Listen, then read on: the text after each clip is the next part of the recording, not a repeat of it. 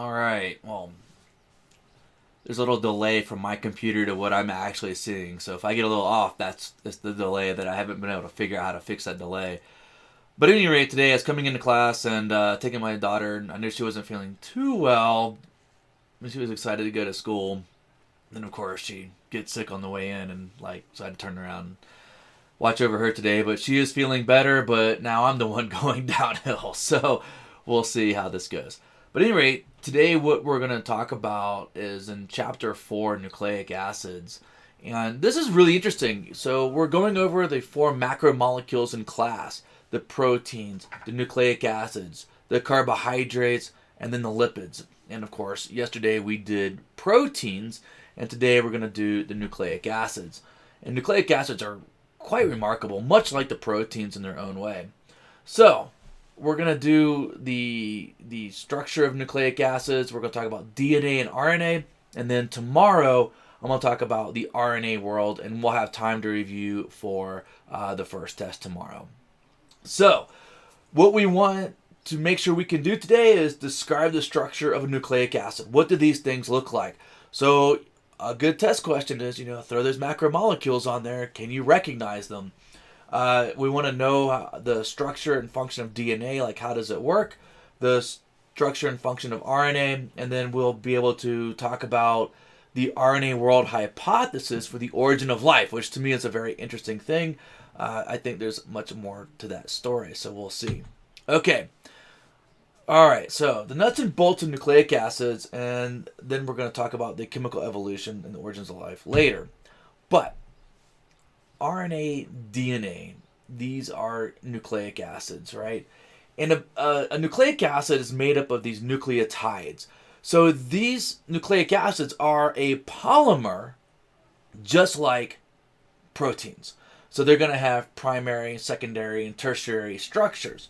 And of course, the primary structure is made up of these building blocks. Now, proteins, we have 20 building blocks, the amino acids. And in nucleic acids, we have the building blocks, which are the nucleotides. DNA have 4. RNA also has 4. They share 3 in common, and 1 is different. There's reasons for that. But regardless of whether or not you're RNA or DNA, the fundamental building block is a nucleotide. And a nucleotide, you can see, I'm going to turn my laser pointer on here. I think this is going to work. Give me the laser pointer. Here we go. This right here that I'm circling around, this is a phosphate group. And notice also this is very hydrophilic. This is our 5-carbon sugar called a ribose sugar. And then attached to that is a nitrogenous base. And the nitrogenous base can either have this one ring structure, or it can be a double ring structure. There would be another ring coming off of it like that. Okay, now when it comes to nucleotides, between RNA, which stands for ribonucleic acid, and DNA, which stands for deoxyribonucleic acids, there are some difference. But before I get there, there's one last thing I want to talk about. All the carbons in a molecule are numbered. So we know the directionality of the actual molecule and what's coming off of which one helps with our naming as well. When we look at the ribose sugar, the 5-carbon sugar, you'll notice that the nitrogenous base is attached to carbon number 1, and then going around clockwise, you got 1, 2, 3, 4, and 5.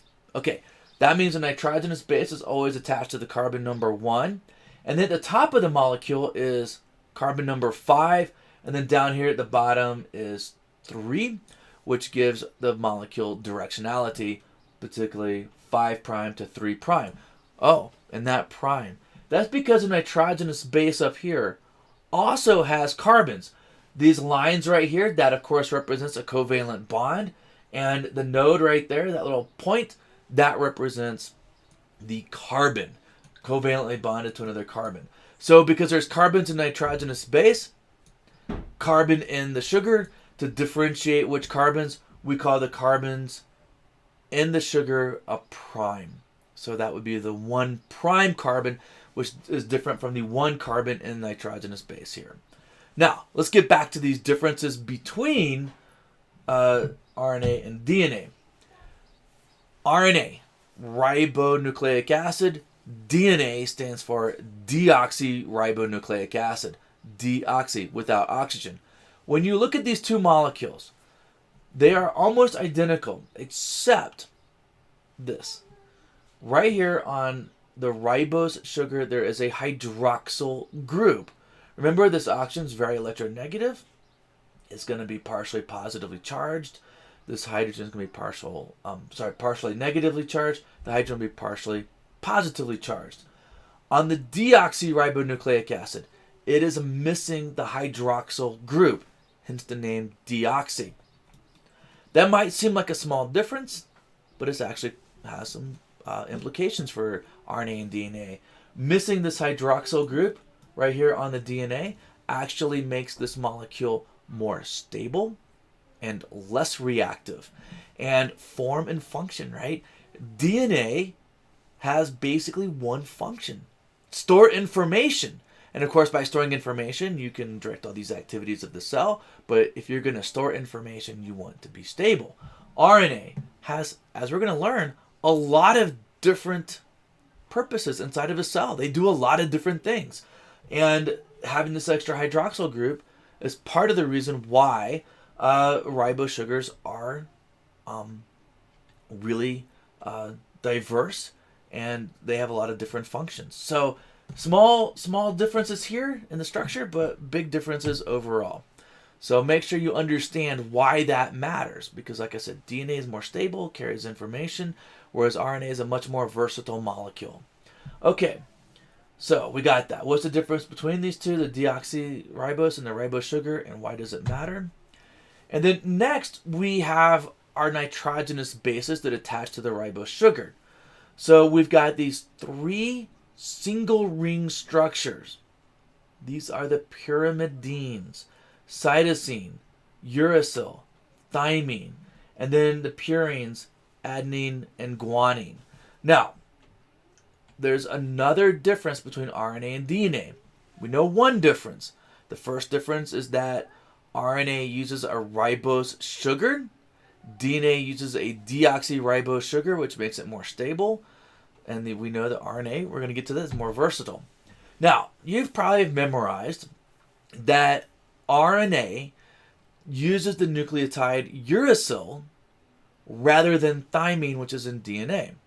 Okay, why does that matter? I mean, I memorized it dutifully when I was in college, and I was like, what's going on with that? Why use something different? And it turns out that uracil is cheaper to make.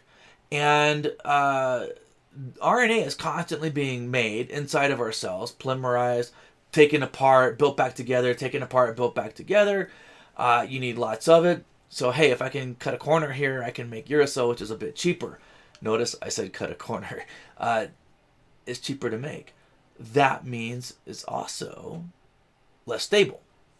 Thymine is more stable. You want your stable molecules used when making DNA because you want anything storing your information to be stable. So, DNA spends the extra energy to make thymine. Uracil, it doesn't matter if uracil is less stable in RNA because RNA is a much shorter-lived molecule with different functions. Also, and the reason why uracil is less stable is because it can actually transform into a cytosine.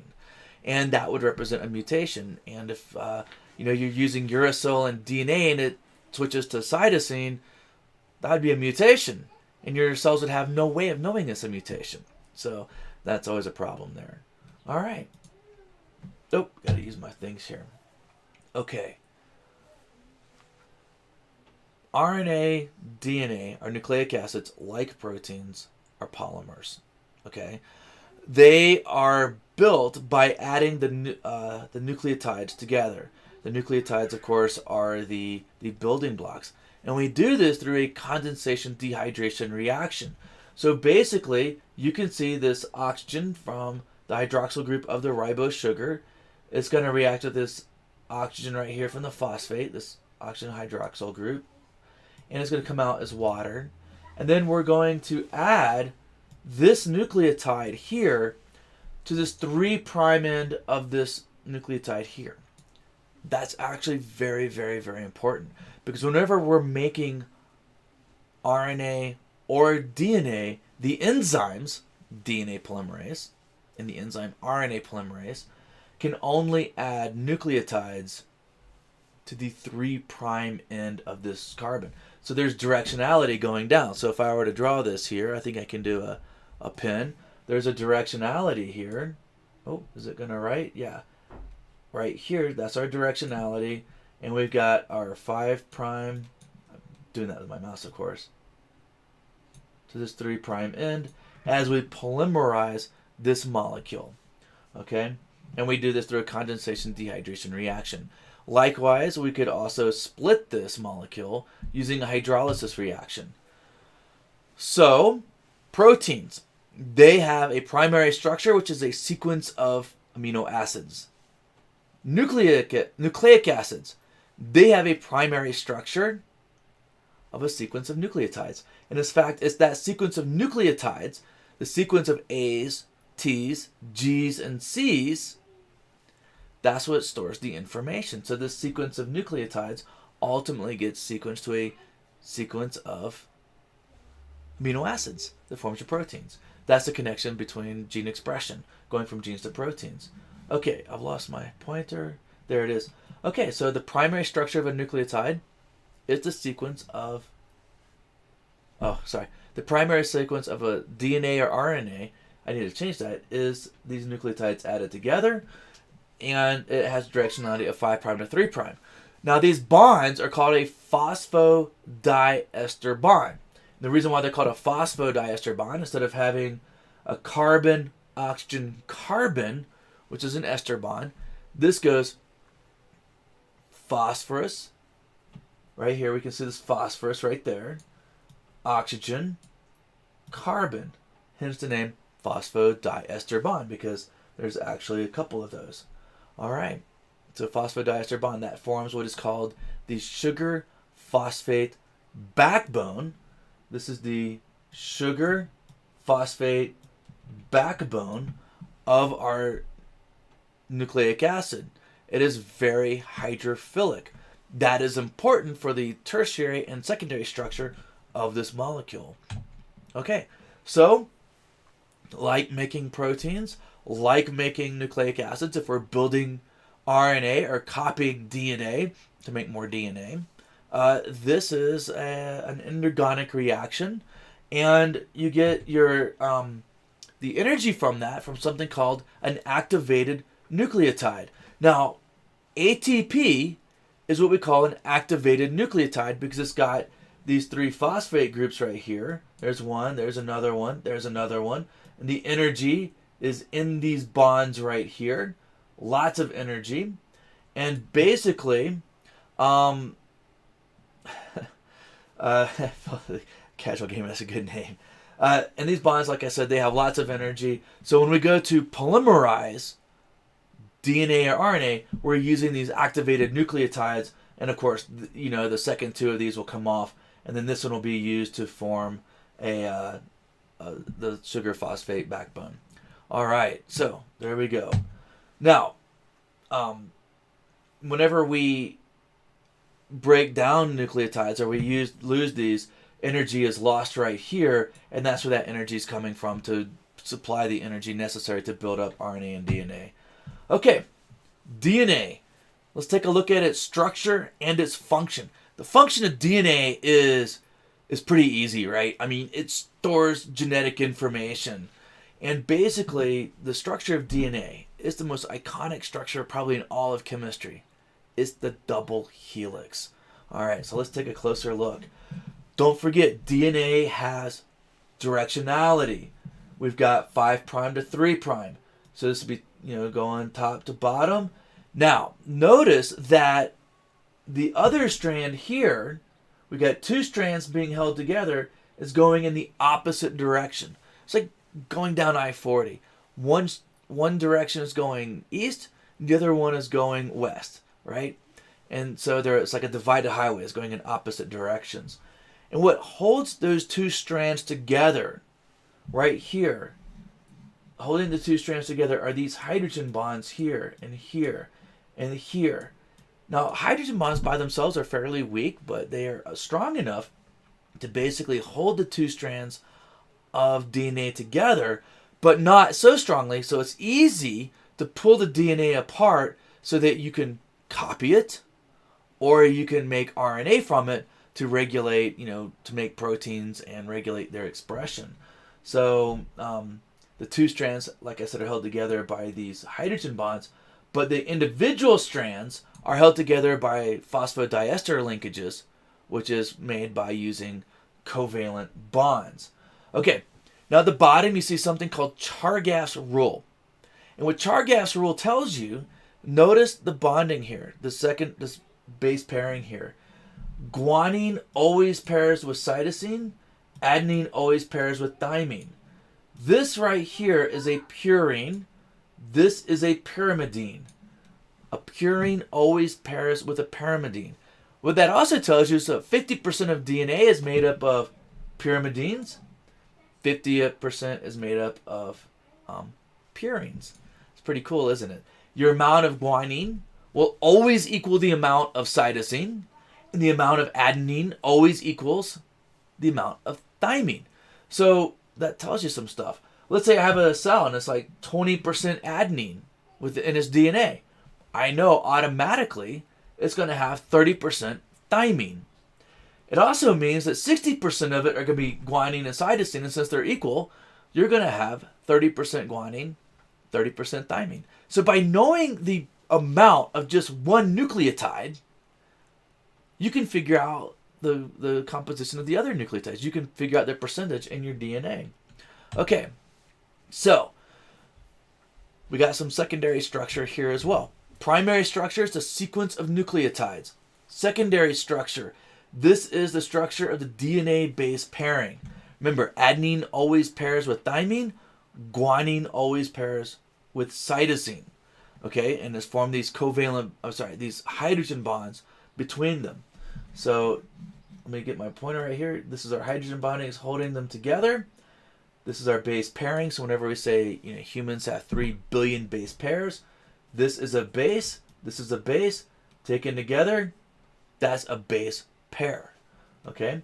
And then there's our 5' end here of our ribose sugar. That's our 5' carbon. That's our 3' carbon. So 5' to 3'. The other one is going in the opposite direction. 3' to 5'. So it's going in the opposite direction there. You can also see that what's holding the individual strands together, that is the phosphodiester bond right here, right? Because I've got carbon, oxygen, phosphorus, oxygen, carbon. Hence, there's two ester bonds with the phosphorus. Hence, phosphodiester. These lines right here holding them together, those of course are the covalent bonds. So the sugar phosphate backbone, not only is it hydrophilic, it's water loving, it's also held together by stronger covalent bonds, whereas the secondary structure is held together by base pairing between the nitrogenous bases using hydrogen bonds. And then, of course, there's our directionality here. This is our base pairing. Base pairing is like an adenine pairing with thymine, guanine pairing with cytosine. And then we take, it's like a ladder, right? You got the outside of your ladder, that's your sugar phosphate backbone. The inside, the bases, the nitrogenous bases, those are the rungs of the ladder. And you basically take that ladder and you twist it, and you get what is the iconic double helical structure of DNA. And this is probably one of the most famous structures in all of biology, or at least, chemistry. Okay. Honey, is these berries gone? Yes, those berries are good. You can have some. I'm at home with the kids today. They're feeling better, but here's some berries. Go put it in your thing. I can't get it right now. I'm teaching. I don't want berry. I'll help you. Well, yogurt and them too. Okay, well, I'll get it to you when I'm done, okay? I told you I had to teach. I'll be right out, okay? I fed them right before I came. Oh, that's banana pudding. Thank you. You're welcome. Can I eat it? Go eat it. You. Of course, I fed them, got them plopped down with the TV, TV, great babysitter there. But at any rate, yeah, let's get back to this. the primary structure of DNA, that's our sequence of nucleotides. Secondary structure is the base pairing. And then we have the tertiary structure. Think tertiary is three-dimensional structure. That's where it actually twists into the double helix. And when it twists into the double helical shape, that gives it this three-dimensional structure. There are other three-dimensional structures of DNA, but the double helical structure is by far one of the more stable ones. That's what we often find inside of our cells. Okay. Now, DNA stores information in the sequence of the nucleotides. Just like we have building blocks to our language, A, B, C, D, E, F, G, right? Those are letters. You put those letters into the correct order. F, O, O, D, and you have food. P, U, D, D, I, N, G, and you have pudding. So you get information based on the sequence of the letters. DNA is the same way. The sequence of those nucleotides conveys information just like letters in the right order convey information to form a word. So DNA stores lots of information. Now, I'm not going to get into its replication here. You'll do that more in genetics class. But basically, the replication is semi-conservative. Now, not a political statement, but what semi-conservative replication is saying is that you take the DNA strand, and the nitrogenous bases are held together by those nitrogenous bonds, and you pull them apart, and you have two parent strands. And then you use, it's a quite complicated process, it's very cool, but you use something called a DNA polymerase. Poly means many, ace tells you it's an enzyme. This thing is going to copy DNA. And what it's going to do is I've got my parent strands right here.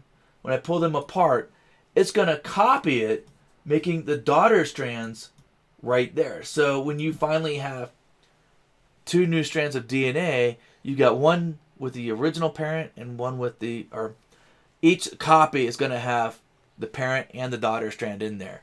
That's why it's called conservative or semi-conservative replication. So here's my parent right here. You can see it winding around there. And then here's the daughter strand that we've copied. And we copy that daughter strand in the opposite direction of the parent strand. Remember, DNA is always moving in the opposite direction there. Okay, so that's the basic structure of DNA. And for our purposes here, it's almost always the tertiary structure is a double helical structure, which is very, very stable, which is what you want for storing information long term. Now let's move on to RNA structure and function. And there's these key differences between DNA and RNA. So we already know it uses a ribose sugar, which is a little less stable, makes it kind of more reactive. That's all right, because it's not a long-term source of storage. We know it's going to use uracil, cheaper to make, might mutate into a cytosine, but that's okay. RNA is relatively short-lived. The next big difference is that RNA is single-stranded versus DNA being double-stranded. Okay? Now, what that means about RNA being single-stranded is that not only does it have secondary structure similar to DNA where you can have base pairing, right? You can have base pairing using hydrogen bonds, but the tertiary structure of RNA isn't just one. It's not just a double helix. Well, DNA has a few others, but we don't need to worry about that here. But RNA can form lots of different structures. Even though it has, as you can see right here, here's our base pairing, right? But this right here is what we call a transfer RNA, or tRNA. And notice, it has a different tertiary structure. So the important thing here is that RNAs can assume many different types of tertiary structures or three-dimensional structures. And by having the ability to fold into different structures, you know where this is going, form and function, right? By having the ability to form different structures, you can have different functions. So for example, you can see here's a cytochrome oxidase right here. very large molecule made up of, lots of amino acids, all folded, right? As it forms, primary, secondary, tertiary structure. Here's our transfer RNA. It too has a unique tertiary structure. Here's another one. This is a ribosomal RNA. Ribosomal RNAs are used to make ribosomes. So we're starting to see that RNA has lots of different functions here. In fact, this is what a ribosome looks like. It's basically that the ribosomal RNA is actually held in the right place by proteins, and ribosomes make proteins. And in fact, every protein that's ever been made on this planet was made in a ribosome. And what the ribosome does is it takes the transfer RNAs that are wandering around, just kind of floating out in the cytoplasm, and these transfer RNAs, they latch onto specific amino acids, and then they go to the ribosome, and they line up correctly, and then something called messenger RNA brings this, helps align the tRNAs inside the ribosome, so you can start linking your amino acids together to make proteins. So, yeah, you start to see that RNA is quite versatile. There's messenger RNA. Messenger RNA is when we copy DNA, the information in DNA, and that messenger RNA, like I said, it will then go out into the cytoplasm, bind to a ribosome. Then the transfer RNAs will then, start bringing amino acids to the ribosome, so you can start making your proteins. It's incredible how this all works. Okay, well, that's 3 different types of ribosomes: messenger RNA, ribosomal RNA, and transfer RNAs. So rRNA, tRNAs, and mRNAs, right? And we probably heard of mRNAs from our vaccine, where we just actually insert the information to make the protein.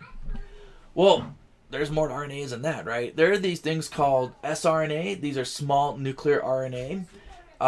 There are also things called spliceosomes. So you can take a protein, take a DNA in eukaryotes, and DNA in eukaryotes is pretty wild, right? It's when you're coding for a protein, it comes out with these it's got exons and introns. Introns are what you actually code for a proton. Exons are like the commercials. Then you cut out the exons and put all your introns together, and the way you splice them, you can get different proteins. So from one gene in DNA, you can copy the messenger RNA, get pre-mRNA, then your spliceosome will come in there, chop it all up, re-put it back together, and you can get different proteins from the same gene, right? So these RNAs, like I said, they're, this is pre-RNA processing, and it's one of the reasons why humans like us can be really complex with lots of different proteins. We actually have more proteins than we have genes for, and one of these ways is alternative messenger RNA splicing due to a spliceosome. We have microRNAs, which can help with mRNA silencing. So you can send messenger RNA out into the cytoplasm, but you're like, I don't need to make this protein right now. So microRNA can actually bind to the messenger RNA temporarily and stop gene expression. Excuse me, my nose is itching here. We can stop gene expression temporarily, and then when the time is right, the microRNA can pop right back off. So interestingly, these RNAs, you start to see they're carrying out lots of roles inside of cells.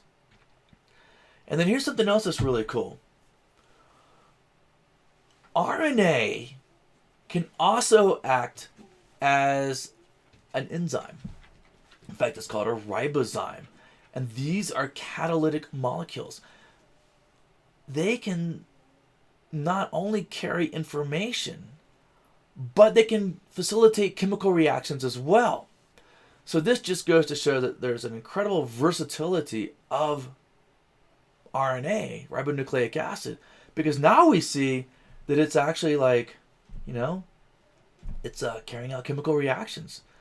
It's a catalytic molecule. This is a hammerhead ribozyme. It's pretty crazy. Okay. Catalytic molecules. folding. Okay, let me talk about something here. This is very, very, very interesting. So RNA, um, we're still discovering all of the. Excuse me, I'm about to sneeze here. We are still trying to figure out all the functions of RNA. And in fact, there's been like 30 scientists have been awarded Nobel Prizes for their work on RNA. That's a lot. I mean, think about it. That is an enormous amount of research that's been done that's been just, man, these things are so important. They carry out so many important functions inside of our cell. And we are still learning what all these different types of RNA are doing. Okay, now lastly, something I want to talk about is science and controversy. The discovery of DNA typically goes to Watson and Crick, and sometimes people remember the name Franklin. Not Franklin, sorry, Wilkinson. They all three won the Nobel Prize in 1961 for their discovery of DNA. However, there they are getting their Nobel Prizes, Watson, Crick, and Franklin right there. Not Franklin, Watson, Crick, and Wilkinson. However, it was Rosalind Franklin that actually took the image of the X-ray crystallography image of DNA that was used by Watson and Crick to deduce the structure of DNA. They didn't figure it out. I mean, not figured out. They did figure it out based on her image, but it was given to them by Wilkinson without Rosalind Franklin's knowledge, and they went on to win the Nobel Prize for their discovery of DNA. However, sadly, Rosalind Franklin died of ovarian cancer before the Nobel Prize was given out, almost certainly from her exposure to the X-rays from the X-ray crystallography technique she used to get those images. In today's world, Rosalind Franklin's name has really risen to prominence. She's starting to get a lot more recognition for her work as a scientist. She was pretty amazing. She absolutely deserved part of that Nobel Prize.